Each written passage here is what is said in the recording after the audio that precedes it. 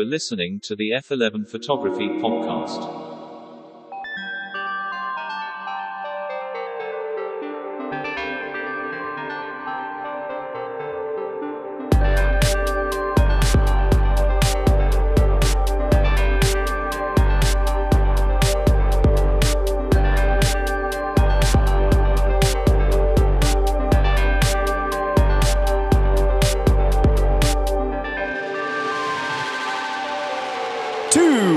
Chasers of light, to the purveyors of pictures, to all of you listening and now watching from around the world, this is the F11 Photography Podcast.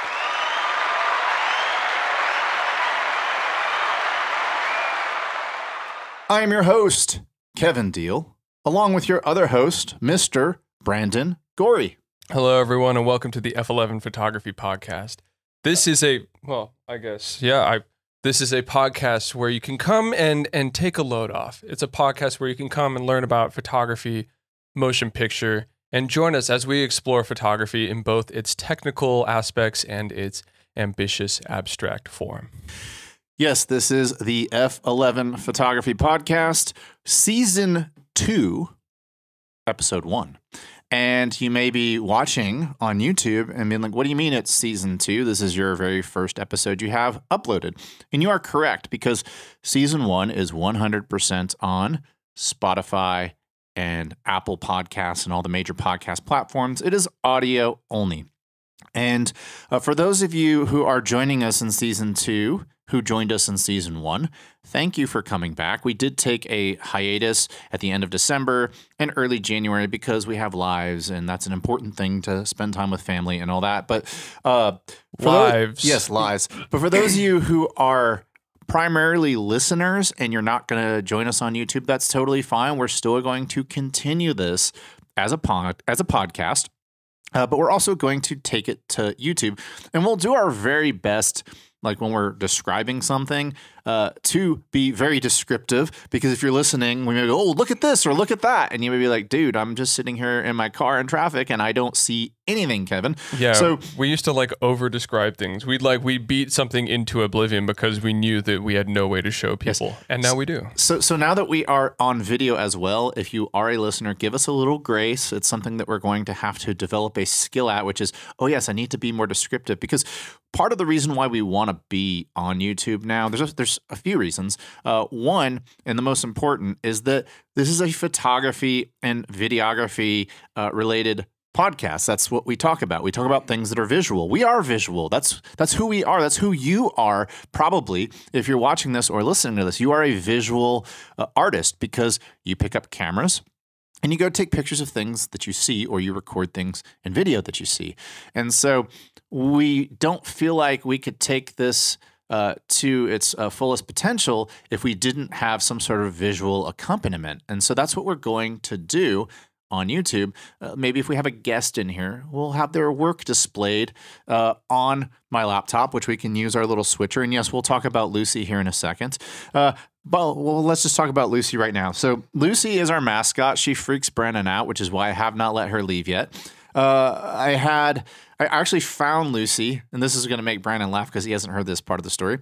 I was jogging, and I was taking my dog for a jog, and it was trash day, and someone had this on their curb, and I was like, that's cool. I'm going to use it for a shoot. And I was like, I'm eventually going to give it maybe to a designer, because if you don't know, Brennan and I are both portrait photographers. We tend to work with like fashion and agencies and brands and stuff like that. And so having a mannequin isn't the worst thing to have around if you're in that sort of industry. And so I grabbed her, but I didn't have a name for her. I was teaching a class on lighting, and I asked one of the students, I was like, hey, I have this mannequin because my model didn't show up that day. She was sick. And I said, name the model. And he's like, she's named Lucy. So Lucy is our freaky mascot. We'll leave her up here for as long as Brandon can stand. And yeah, what you don't know about Lucy is when Kevin found her, there wasn't any duct tape on her.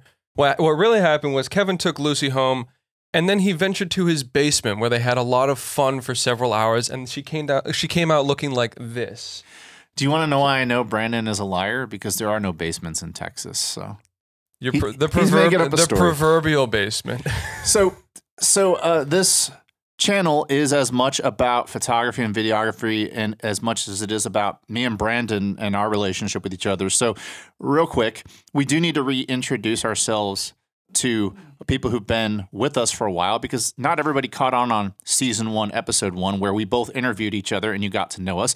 But if you do want to go more in depth on knowing us, I do recommend you go check out season 1, episode 1. And we may release our old episodes on YouTube at some point. That is a project that I'm going to put on the back burner. I put the first 3 episodes on. As a matter of fact, I think at the time of this recording, I still have the first few episodes up there. So I may do it, but man, we did 50 episodes last year. I don't know if I have time to go back and upload 50 episodes. I think we could also do a rehash as well, because a year is a long time. We might not even have the same opinions or views on things because, of course, as time goes by, we are learning, we are changing, and that's really important for any photographer to do as well.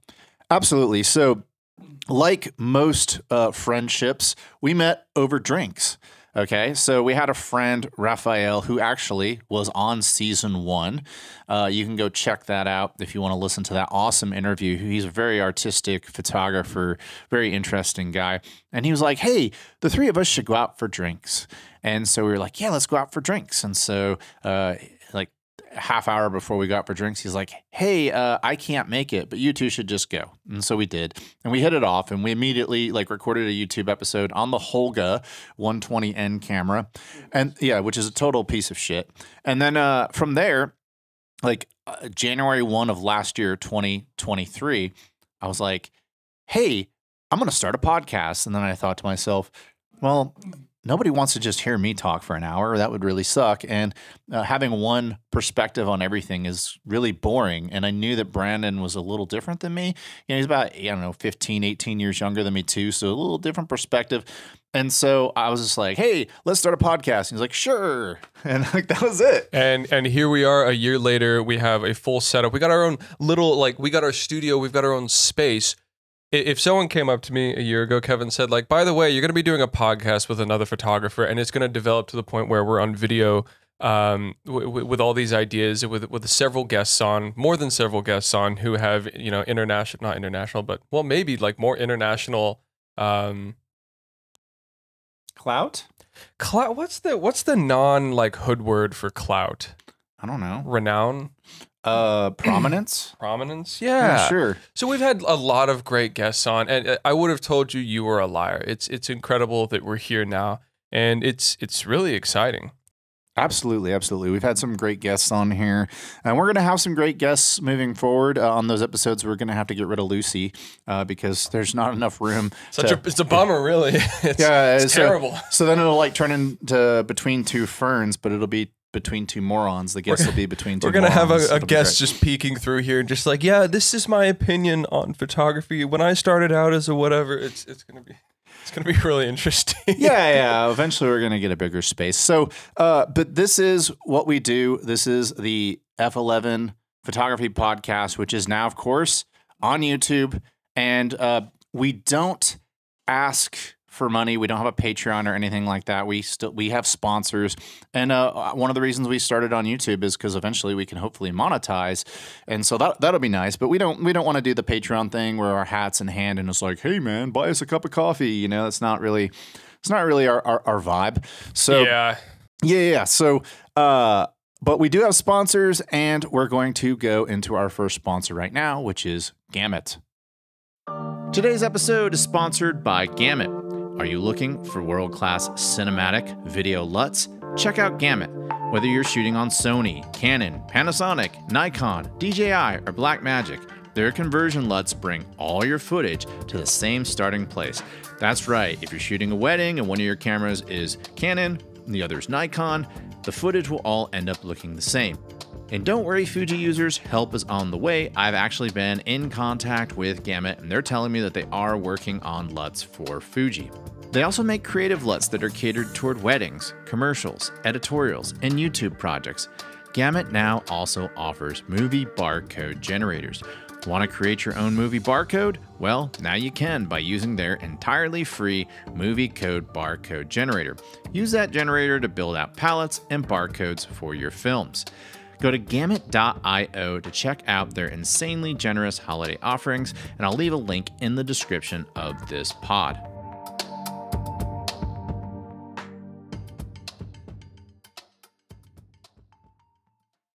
Hey, this is Vanessa Joy, and you're listening to the F11 Photography Podcast. Okay, so we are back. We're back. Yes, we have sponsors. We do that so we don't have to ask you for money. But one thing I do want to get out of the way is that if you are somebody who is a longtime listener, first and foremost, thank you.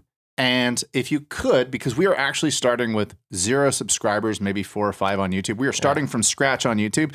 So if you listen to this pod and you love this pod and you want us to grow, please go to YouTube and subscribe. That would be awesome. And if you have a little bit extra time, make several burner accounts on YouTube and subscribe with those as well. Oh, for sure. Yeah. And then just, like set up 6 or 7 computers and just hit play on our episodes all day. And run our run times up, because that's how YouTube works. If you happen to know an Indian bot farm and you're on good terms with them, send them our way. Yes. So, I mentioned, so this episode is going to be kind of a getting to know us. We're going to go into episodes on photography and videography in depth soon, very soon. But Brandon and I have been gone for almost 3 weeks. And so we are now reconvening, and we are working on this new video version of the F11 podcast. So what did you do on your vacation, Brandon? Well, on my vacation, I got to spend time with my family. Awesome. Yes. Did you go anywhere special? Well, let me tell you, I went to North Carolina. Okay, I'm going to cut this bit right now. Not cut this, but I'm cutting myself. So yeah, we went to North Carolina. And Kevin, I know that you're a very busy person. I'm a very busy person. I usually don't take weekends, and that's not like a brag or anything like that. It's just like I'm very happy to constantly be moving. And I went to spend time with my parents, my folks, for about a week and a half in the outskirts of Raleigh, North Carolina, and there is nothing to do over there. And so I take it Raleigh's not very close to the Smoky Mountains, because there's plenty to do there. It's pretty. It's not. Well, it's there's like kind of like stuff to do in Raleigh, but it's just like, it's kind of like Austin. It's like you walk around, you eat, you drink, and then you walk some more. In that way, there's not like a super like spectacle to see, especially over the winter break when like nobody's there. So we spent a lot of time cooking, drinking coffee, watching movies. We watched The Dirty Dozen. I don't know if you've seen The Dirty Dozen. Fantastic movie. Yes. And as wonderful as it was to see my parents, I love my folks. I love spending time with them. It was very unproductive, and I wanted to like run a marathon every time I woke up. It was just like, I need something to do. But other than that, it was fantastic. Nice.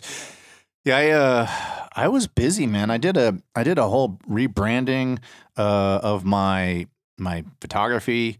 I got a new logo designed. I did a whole bunch of stuff. And then I've released 9 YouTube videos when you include shorts since January 1st. Tell the audience a little bit about those 9 videos, Kevin. So are they all YouTube videos? Well, they're all released on YouTube, but 6 of them are shorts. That's still really impressive. 3 videos over the break is insane. Like 3 actual like videos. Yeah. I have 2 more ready to go for next week. So wow. I've been super busy. So if you don't know, and it's a self-promotional thing here, I have my own YouTube channel where I do reviews on gear. I do tips, techniques, and tutorials, and we dive into film on my channel. So check that out. Yeah, it's just Kevin Deal Photography, and I'll put a card up here because we can do that. But yeah, it's the beautiful thing about YouTube, cross promotion. Yeah. But I've been contacted by so many companies from China. Yeah, a ton. But here's the thing. They're upping their game. So I bought 2 Stella Pro lights, which were not cheap. Mm-hmm. If you're familiar with the Stella Pro Reflex lights, they're not cheap. I should be getting them hopefully in the next week or 2. And I'm going to do a full review on that. But for a quarter of the price, I was sent this. Whoa, may I? Grab that. Yeah. Whoa. This looks like This looks like a tunneling device for our troops in Iwo Jima or something like this. Yeah, so it looks like it's got like battle a NATO rail system or something, so you can attach like your reflex sight on there. Is it chambered in 5.56? Like, what is this thing, bro? It's not 5.56 NATO. So this is a light, and I'm not promoting this. I'll eventually do a review on it. I tried it out yesterday at a session, but I cannot describe how insane the metalwork is on this. This feels way better than any strobe I own. Now, this is a continuous light. It's not a strobe. This is continuous. Yeah, it's continuous. So it's made by a company called Inky. It is IP65, so you can take it out in the rain. And then you just twist it. It takes a little bit of twisting because this thing gets hot and you don't want to cause a fire. But like you can see how much time you have left and all this other stuff. It's just USB-C. It's really cool. So anyway, point being is I'm getting all these really cool products from China of all places, but I have so many LED lights right now. I don't know, maybe we'll give one away in one of our episodes because I just got contacted by Godox again. I have like so many Godox lights now, and it's insane. But to your question, you were talking about YouTube. An interesting thing, because I know a lot of you who watch this probably don't know how any of this works because you don't have a YouTube channel, but there is an algorithm that YouTube has that's insane with shorts. So what they do is when you release a short, they'll just like release it out in the wild and it'll get a ton of views and you'll just see it go flat. They release it one more time and then it goes flat. And then like you won't get a view on a short for like days. Or you might get like you might get 1,000 views in an hour and then 10 views the rest of the day. It is one of the most controlled things. I guess the point there is don't put all your eggs in one basket if you're trying to make money because somebody else is controlling how much money you make. It's interesting. Yeah, a lot of as someone who works in the YouTube space is kind of interesting. Is I know several big YouTubers. They spend a lot of money per month to have professional media places, media production companies to actually make multiple shorts a day for them at a really like high tier level. And they'll include like B-roll taken from the internet. They've got their own graphics packs and everything, their own like special like way to subtitle and transcribe videos. And so these like 1 to 3 minute shorts on YouTube that you'd think should take like 10, 20 minutes, you doing yourself, like they actually have a video team working on for you like day and night. And it costs like thousands and thousands of dollars a month. And so the reason being is shorts are incredibly important. That's what drives your subscribers. That's what drives people to your main videos because your main video algorithm, especially on a smaller account, is just not as good as shorts. So you're saying that we should make shorts on this channel so we can start making money? Yes. And get subscribers. Yes. I think with YouTube to monetize, I think you need like 1,000 subscribers and 4,000 hours of watching or something like that, or they changed it. That is lowered. It's 500 subscribers, and I think the watch time has been lowered. But there's either ors now. Oh, yeah, that's cool. Yeah, because when I monetized back in 2022, and I want to say it was like 4,000 hours plus 1,000 subscribers or something like that. So I'm glad they finally like changed it. But so. An interesting thing, if you're new to this channel, Brandon and I, we both have two very different personalities. And if you listen to season 1, I'm the gearhead and Brandon is the abstract guy. That's really our relationship. However, things change. In the last 2 months, Brandon has outspent me on equipment by a metric shit ton. So we are recording ourselves on a new Nikon Z8 right now, which if you are hip to Nikon, you know how much that costs. I also see a small rig cage on there, which is specifically designed for a Nikon Z8, and I know that wasn't free. And so why don't you tell us what else you've purchased since you spent $4,000 on your Nikon Z8? What else have you purchased recently that has a comma in the price tag? Oh boy. Well, I recently got a Mint RB67. An RB or RZ? Well, okay, I was going to get the RZ, and the RZ is full, like the RZ is beautiful, the Pro 2, and I wanted to get it, and Mint, it would have been 1,700, like top rated Mint from these Japanese sellers, and I was going to pull the trigger. I was actually talking to you about this the other night at like 1 a.m. I was going to pull the trigger on a Pro 2, but because it is so electronically dependent, if there was a failure, the reinvestment would be terrible. It is a lot of money to get any electronics fixed on the RZ Pro 2. And Willem Verbeek, whom I know you've seen on YouTube, maybe, like a handful of times, he has two RZ Pro 2s, and they're both duds. Like, yeah. Well, I remember. I got the RB67 because, funny enough, Kevin has a video on YouTube about how to convert it for Flash really easily. I've already bought those components, by the way. So question for you: Did you search for me specifically, or did you just search how to use Flash with an RB67, and then you came across my video? How did it go down? Oh my gosh, Kevin, you're just leading the question here. Yeah. So I'm gonna frame this for Kevin. So no, I was just so curious about how do I use the RB67 and put a flash on it and make that work in the studio.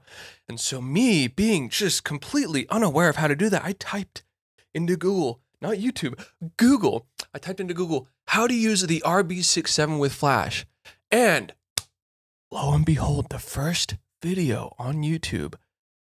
I clicked on it, and he saw it was Kevin. He saw his podcast partner. He's like, "Oh, this fucking idiot." I was like, "Oh my gosh, wow, this is so helpful." Okay, yeah, no, it was extremely helpful. There were no other videos on YouTube that were just as helpful. It was clean, concise, and that's not to jack Kevin off. It's really just to, like, I needed an answer.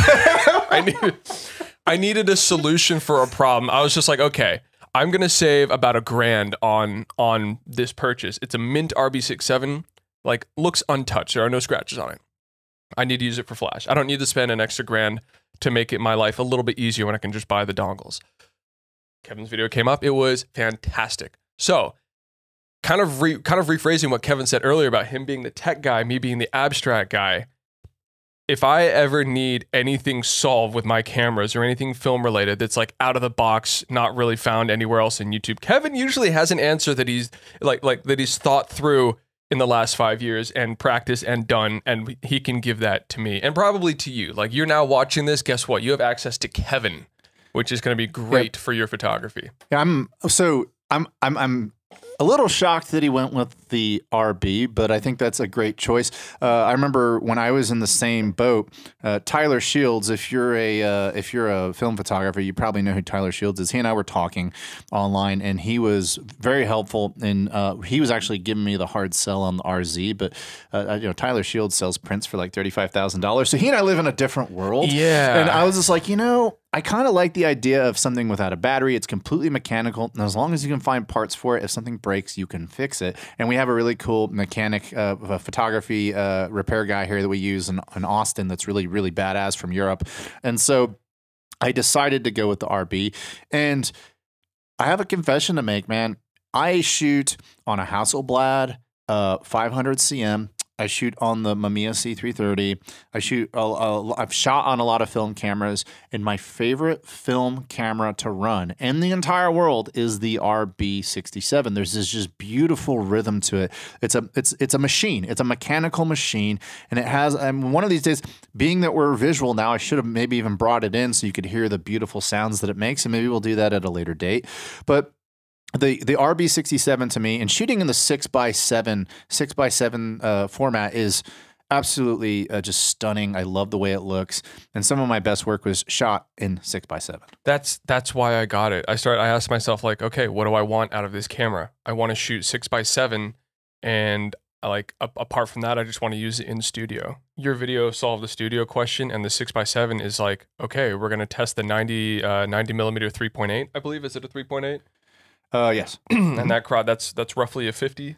Yeah, it's you take it and you multiply it by 0.5. So it's 45. So for a 35 millimeter SLR or DSLR or mirrorless full frame, a 90 millimeter in 6x7 breaks down to around 50 millimeters. Yeah, so it's basically a 45 millimeter shot in full frame, but if full frame were shot in a 6x7 aspect ratio versus a 2x3 aspect ratio. So yes, that's how you would view that. But no, the RB67, my YouTube channel, my most viewed YouTube video is the beginner's guide to the RB67. It's like when you type in RB67 on Google, in addition to like how to use the flash, those are the two most, like, they come up the most. It's ranked #1. So that video helped monetize my channel, that and my R7 review, which I happened to get the very first Canon R7 in all of Austin.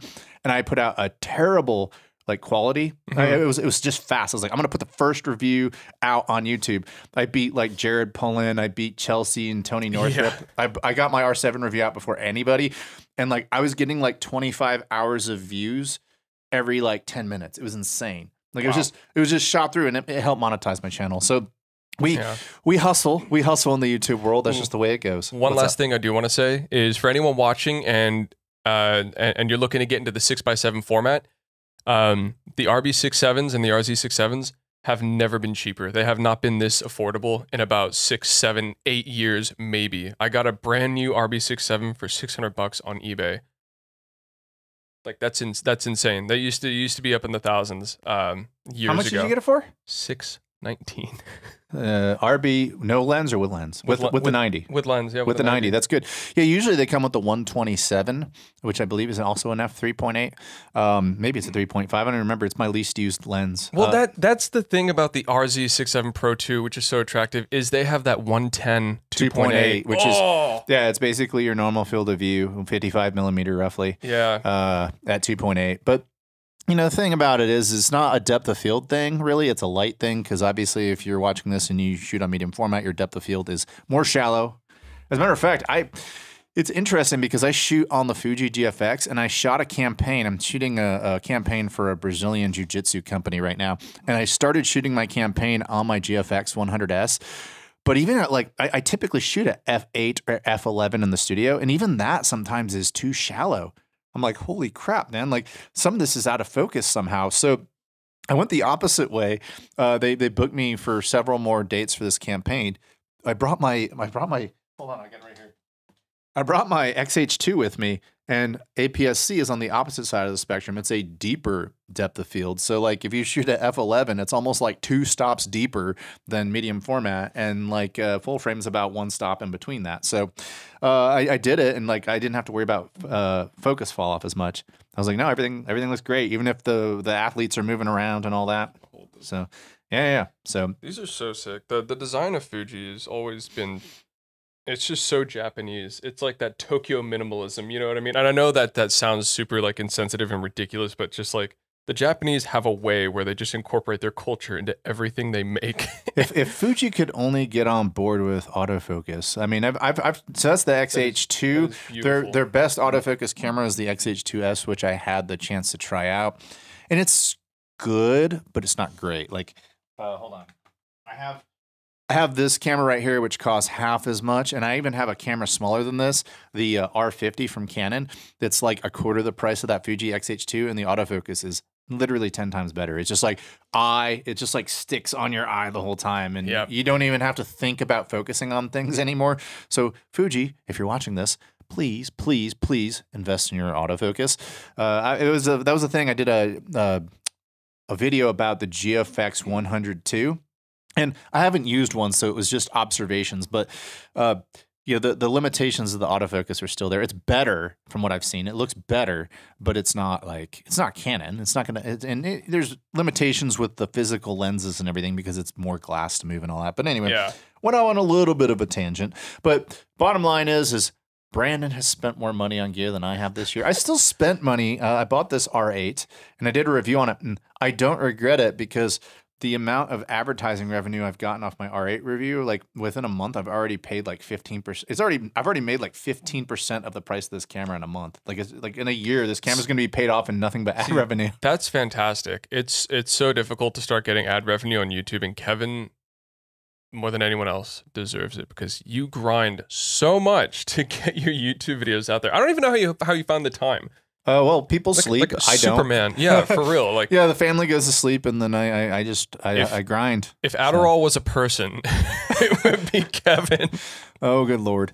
So this is not going to be a long episode today. We're just kind of playing catch up. We're going to do episodes on cinema. We're going to do episodes on color grading. We're going to have guests in here. We're going to do episodes on philosophy. Like I want to do an episode on when to shoot black and white and when to shoot color. There's a lot of different things that we want to explore on this show, and we hope to take you with us on this journey because it's fun. Brandon and I we literally met each other and started a podcast. So it's like we're actually getting to know each other while you're getting to know us. It's an interesting dynamic. But so far, a year in, because we released our first episode about a week from now, it will have been our very first episode that we released, which was January 20th of 2023. Started on a cold night at the tavern or the pint house. Yes. What the hell was it? Where did we meet? We drank enough beers to the point where it's like, okay, we have to cut ourselves off so we can drive home. We had some conversations for sure. I think it was a Stella night. It was a Stella Artois night. Yeah, and I brought my 7.5 millimeter lens with me because I'm a gearhead. That's what I do. I know. Well, I don't drink very much anymore. But Kevin hands me the camera. He's like, check out this camera. It's got a 14 millimeter lens on it. And I pick up the camera. I'm like, I can't feel my hands. I'm like, It's good. This is a great camera, dude. I can't feel my fingers. Fun. Yeah, that was my Fuji X-H2. I'd just gotten it at that point. So, but this is a short episode. We're going to go ahead and peace out. So here we go. That does it for today's episode. We thank each and every one of you for spending your time with us, not only on Apple and Spotify, but now on YouTube. Check us out at F11pod.com. You can find us on all the major social media handles with F11pod. Oh, I still haven't started a Threads account. Maybe one day, but we're definitely on. We don't need it. Yes, we're on Facebook and we're on Instagram, which are the two ones that matter anyway. But our philosophy on here is, until next time, chase light and not algorithms.